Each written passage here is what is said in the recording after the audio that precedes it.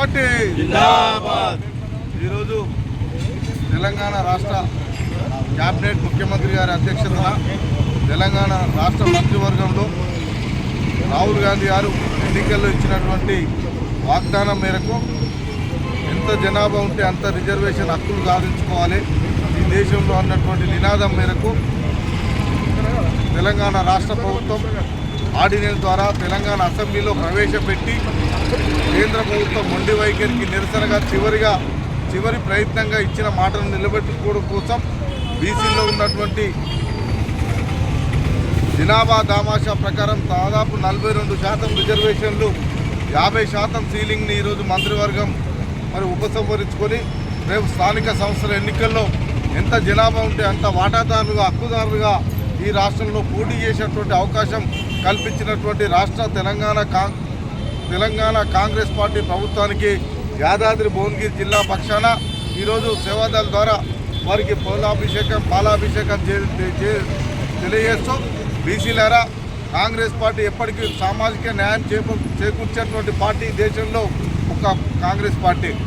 ప్రాంతీయ పార్టీలు ఉన్నటువంటి టీఆర్ఎస్ కానీ తెలుగుదేశం పార్టీ కానీ వైఎస్ఆర్ పార్టీ కానీ దేశంలో ఏ పార్టీ ఉన్నా దానికి సంబంధించినటువంటి నాయకుడు ముఖ్యమంత్రి అవుతాడు, ఆ పార్టీకి అధ్యక్షుడు అవుతాడు. కానీ కాంగ్రెస్ పార్టీలో ఈ దేశానికి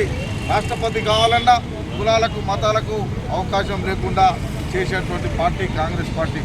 వివిధ రకాలుగా ముఖ్యమంత్రి వేయాలన్నా ప్రదేశ్ కాంగ్రెస్ కమిటీ వేయాలన్నా ఈరోజు కాంగ్రెస్ పార్టీ ప్రాంతంలో ఒక బలహీన వర్గాల నాయకుడు,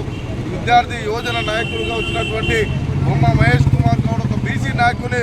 ఈరోజు పిసిసి అధ్యక్షుడిగా పెట్టి ఈ రాష్ట్రంలో బీసీల తరఫున ప్రాతినిధ్యం వహించే విధంగా బీసీలకు న్యాయం చేకూర్చే విధంగా సమాజంలో ఉన్నటువంటి ఎస్సీలు కానీ బీసీలు కానీ జనాభా దామాషా ప్రకారం న్యాయం చేకూర్చేటువంటి ప్రయత్నంలో రాహుల్ గాంధీ గారు ఈ దేశంలో ప్రయత్నం చేస్తూ ఉంటే ఇక్కడ ఉన్నటువంటి మతతత్వ ఛాందస్వ